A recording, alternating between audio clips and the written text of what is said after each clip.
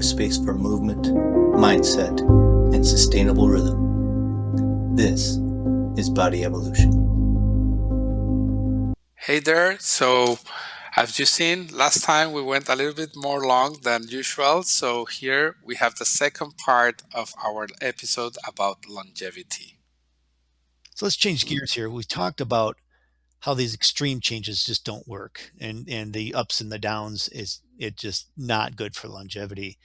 But you did talk about that there are different seasons in life or in how we live our lives, and how our approach might change during different seasons of life. So how does that look for you?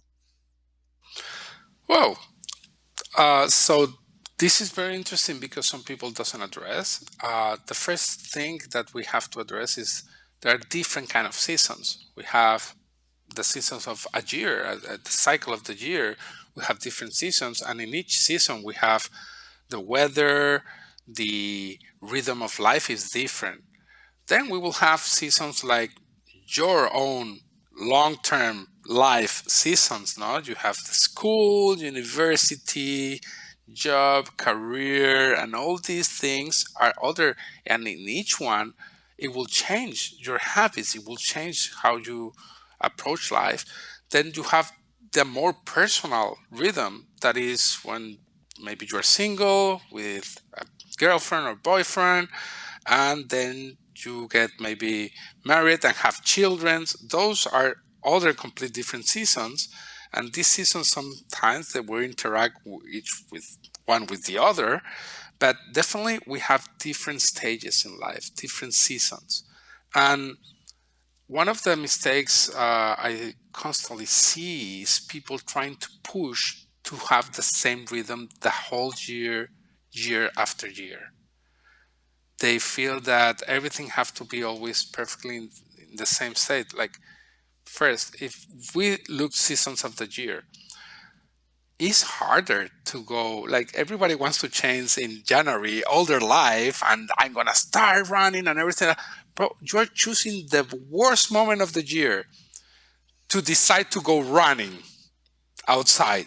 Like, the most difficult. If you're not used to it, you're going rainy, cold, snowing, you know, days are short, there is less sun, you feel less energized, less motivated. You don't want to be outside.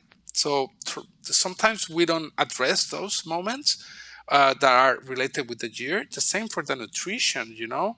Well, when it's winter, your body have to produce more energy to keep you warm. When it's summer, so even the food should change. You will be eating more like hot soups during the winter. You don't want to drink a hot soup during the summer at all. In summer, you want salads and things fresh. And there is when you want to go out and do exercise in the exterior and everything. So those are related with what is a year, and the seasons of a year, they will dictate different behaviors. People, when it's winter, they want to be more at home, more cozy, indoor. When it comes summer and spring and everything, everybody goes out. So imagine only your behavior change on how you address things. Well, your habits, your rituals, your things should be adapting to in those seasons. The nutrition, the exercise, and everything. There are things that you can keep them aligned during the whole year, but it's not the most frequently to be done doing that. Even when we talk about intermittent fasting, some people say they have a window of intermittent fasting for the whole year, for every day, every month. It's not the best. Keep on changing it. Do it more naturally. How it do. Maybe you do longer fastings in winter and spring, and shorter fastings in summer and fall.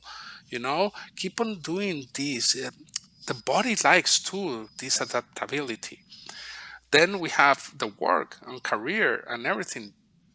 How you were, like when we are young in the school, you have time, you can do a lot of other things, a lot of sports. You were finishing your school and maybe you were going to play sports and everything. Well, that changed with time. When university, maybe you can keep those rhythms, but then maybe it arrived and you go into a corporate job, and you go to a different kind of job that is shifting, that shifts. 1 week you work in the morning, other week you work in the night. And there's where people struggles a lot. Oh, how can do that? Is when we have to learn how to adapt to the different seasons and stages. And even maybe you find a sweet spot. You are in your job, you find a sweet spot. It doesn't matter if you have shifts changing, morning, everything. There is a moment in the year that the load of work goes up. There is another moment of the year that the work of load goes down, so you can allow yourself to do more stuff. But then you marry and have children. Now what? You have to adapt again, because now you don't have time. You're sleeping less. I don't have time for this. I have to pick up the kids. I have to do this. I have to do my job. Even there, we have to find the rhythm that is aligned with the lifestyle we have in there. And even if you have children, no, you have children, and there is periods even with your children, because it's not the same demand that children needs when it's 1 year old, 4 years old, 10 years old, 18 years old. It began to shift too. So while they grow up, still you have to do adaptations. And from each of these points, we have to find what is aligned for what we want in that moment with the lifestyle we will like to have, respecting our body and our rhythms, internal rhythms and external rhythms of life, and what life is demanding in those times. Even us right now, we're talking right now. We just started this podcast. We are starting. This is a new project we are doing. And this shift that we have to change some rhythms in our way we address the week. We have to find time for the podcast. We have to find time, and then you have to begin to match. And at the beginning, it's a little bit, no, here, no, let's move it here. Where I can put this, no? So we have to find the rhythms in each part of our systems and allow ourselves mentally to adapt and physically to adapt to them. It's very important. And not one ritual, not one habit should last forever. They should not last forever, because life changes. So if you were going when you were 18, 2 hours to the gym because you had the time and you cannot, maybe when you have children, you cannot allow yourself to go 2 hours to the gym, maybe, and you have to change that. So Yeah. don't focus on something has to last forever.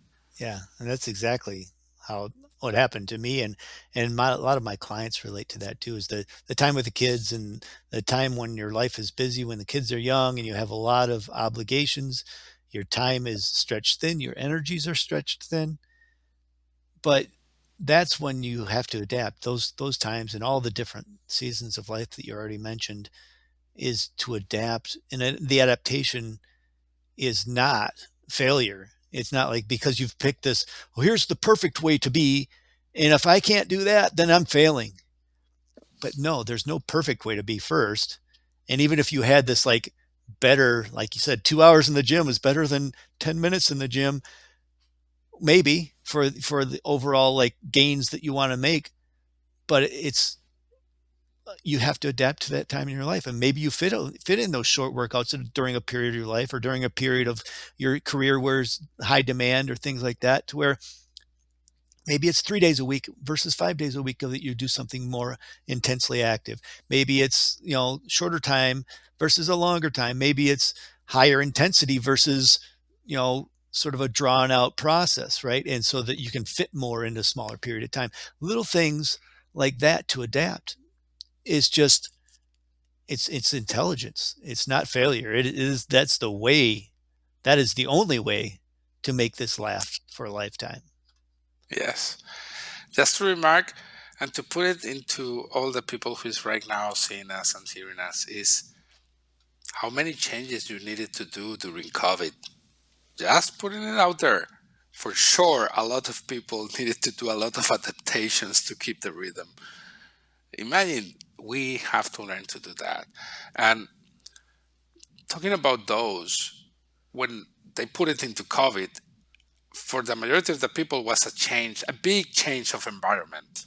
okay, of situational environment and everything. So I wanted to ask you why those environment is so important, even sometimes more than motivation and willpower itself.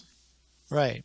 And because motivation and willpower, like we said, are temporary and they're useful tools, but uh, the environment that we have, the what that we respond to all the time, it really shapes our behavior almost automatically, like subconsciously. We always are responding to our environment.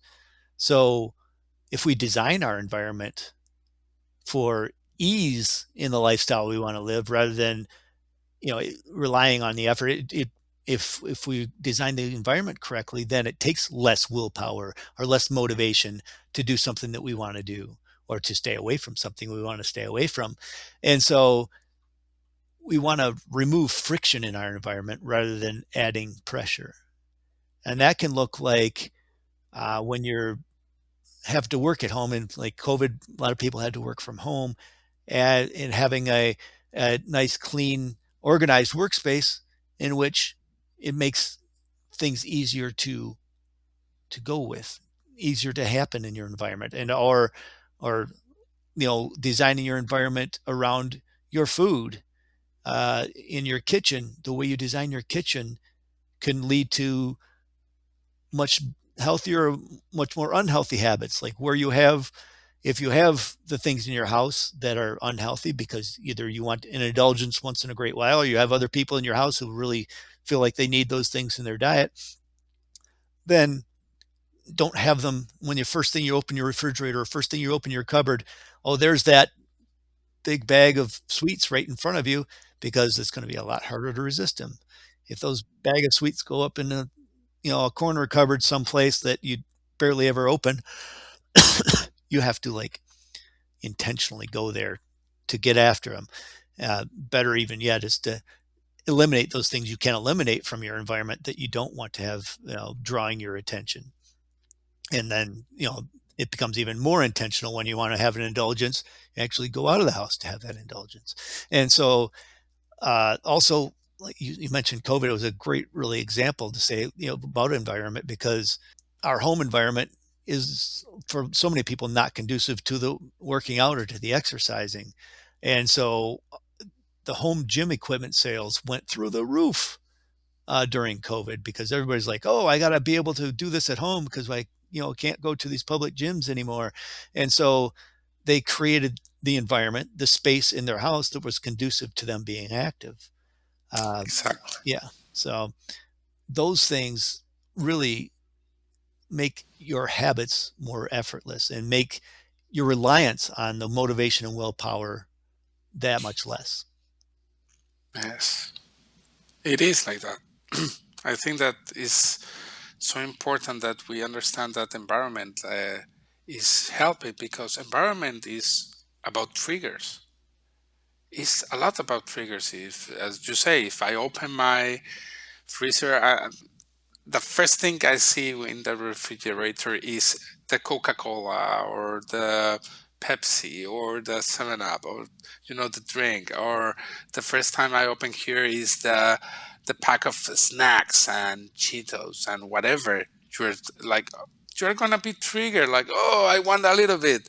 It happens even in a movie. You are watching a movie and someone is drinking something and they're like, I want to drink that too. These are triggers. So the environment is the first point to, if you don't have the trigger, you don't have to use the willpower. It's like you don't have to, oh, I don't want that. It's different if it comes and pops in your mind. But an environment, it will make it more easy and ease for you to not be depending of willpower all the time, and discipline. If you want to read more a book, put it in your pillow if you want to read before going to bed. So when you get to the bed, you have the trigger of the book. But if you don't want to eat less candies, as you say, put the candies in a place you are not seeing it constantly. So it's super important. Definitely, I love that.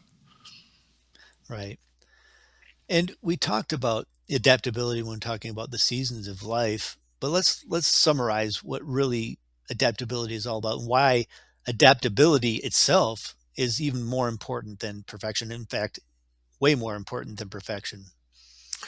Well, and I love it because, as you're saying, maybe it's not even more way important that perfection. The problem for me is the perfection. What is perfection?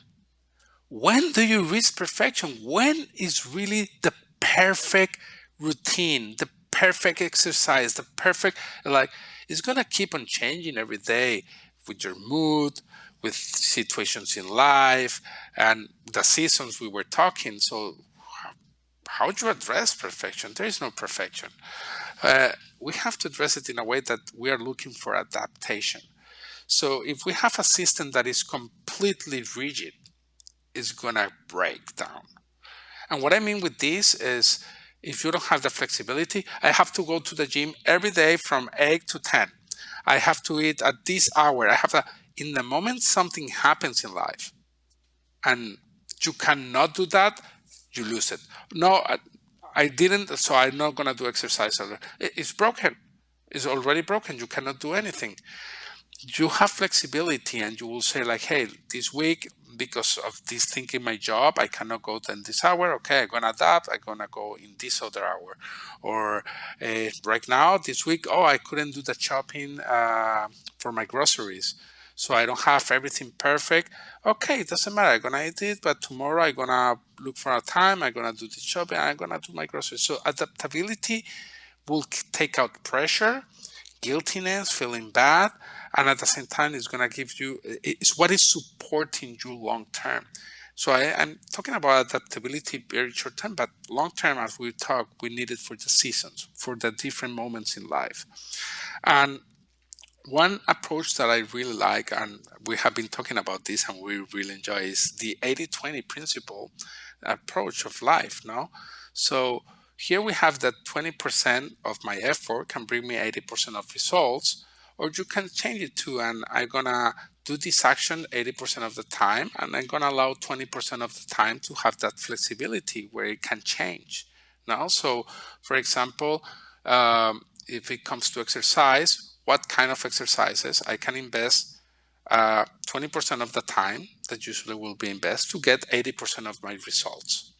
Okay, and that's a very beautiful approach to not pushing hard and working for longer hours. No, you're trying to do what is more effective.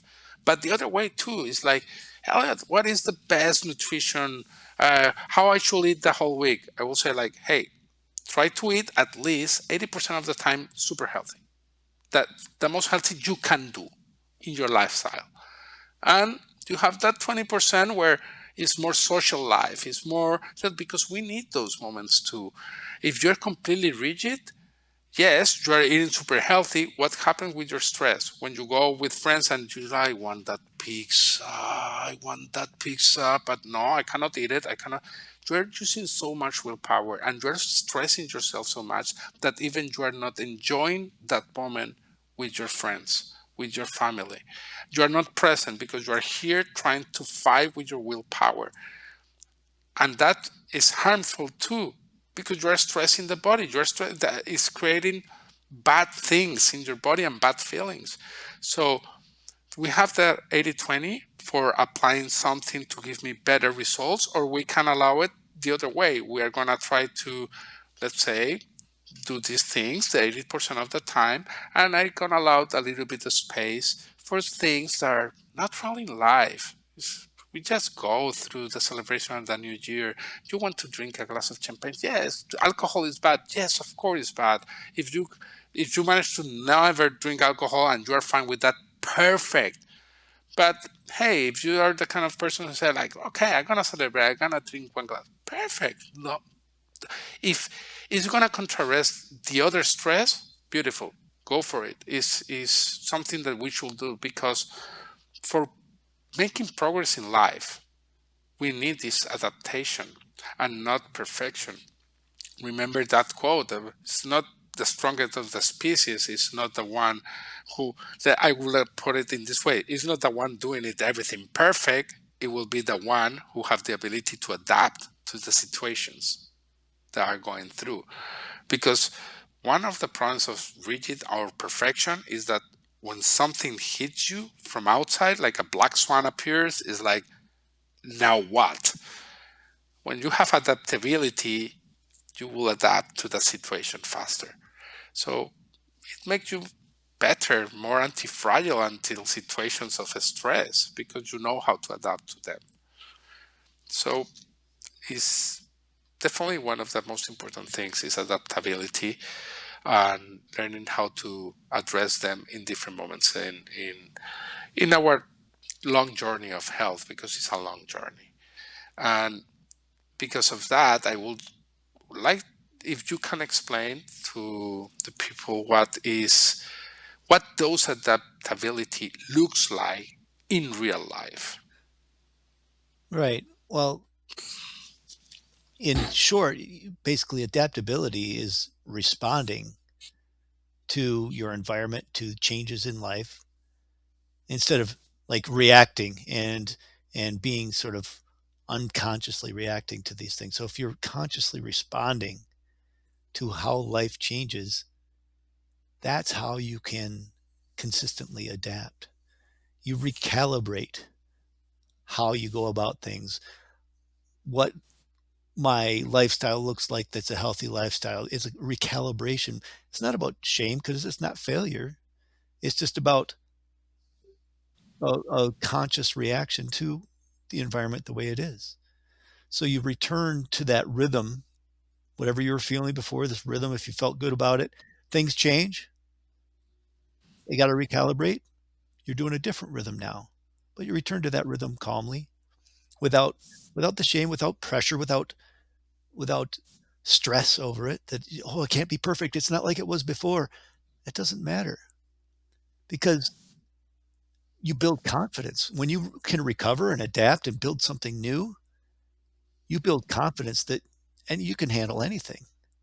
That you can keep going back to that. So it's building of confidence. So if instead of avoiding this change, or avoiding you know looking at this new environment as something you need to adapt to and just trying to stick to this old routine or whatever it is, that doesn't build your confidence. That's reliance upon one little thing. When you are fully confident in your ability to adapt, your ability to handle this life, to be consistent, have that longevity, you don't avoid those changes. You almost relish it. Say, oh, let me see what I can do with this new challenge. Yes. Yeah, Yes, bro. Yes. You like that. right. So how do you know when that identity change is really shifted, when the health becomes part of who you are? Oh, that's important that when you begin to do all these steps slowly, they they become ease. They just become effortless, or not only effortless. You wanna do them. No, it's like you begin to move forward them. You begin to move forward those things. So when I was trying to eat healthier and doing stream diets, there was a lot of I was pushing, and when you push something, it pushed backwards. I was like in this constant pushing. I need to do that. No, but that part of me didn't align with that. When I decide to go together hand in hand with that little voice in my head, because we were convinced, hey, yes, do we want to be feel good and we want to be healthy? Oh yes. And I began to eat in a certain way, and I began to like how I was feeling. Then it was in a moment that I just realized I embodied it. I really was, I ate healthy. So when something was arriving, like I just didn't need it to eat the donut or the pizza or that, because I didn't want in the moment, and I wanted to eat more healthy because I like how I was feeling, and I began to enjoy the foods and everything. And the same with the exercise, the same with the different areas of life. You feel less effort, less, you need less discipline, less willpower, because they become more effortless, and there is less friction to do them. Now there is no friction, and even you are like, I want to do that, or I want to order this food. I want to go to the gym. I want to go out to do this exercise. I want to do my meditation.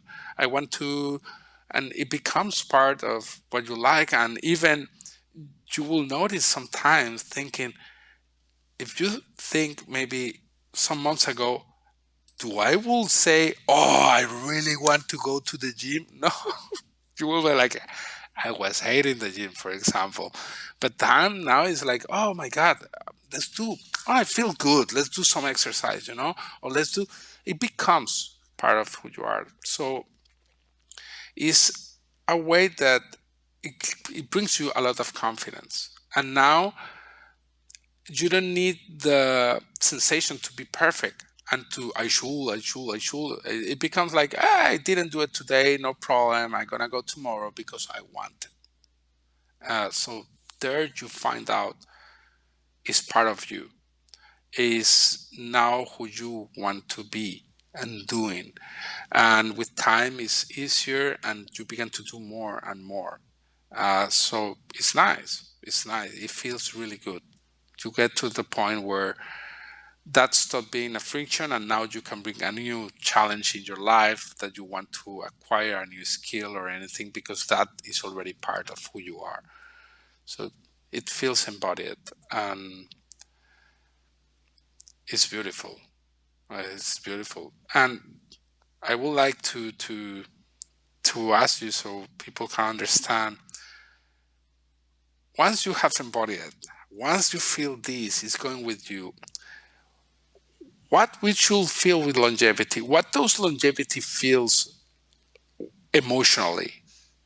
Yeah. Well, it's, I like how you put it, that, that how that friction just kind of goes away. That's how you know you've created that identity. So what does that really create when you know that's your longevity, that's how you're going to be for life. And how you look at life now is, it creates this different emotional experience. And so you're more calm about life, about almost everything. Your ability to stay calm and regulate your nervous system and your emotions is just better. You have this sort of confidence in purpose about you that just naturally comes up. And it's funny because you thought, oh, I'm starting to live healthy, that means my whole psyche changes. Actually, yes. You feel more joyful, more, certainly more self-respect. You have this confidence in yourself that have this sort of mastery over your life, and it creates better connections.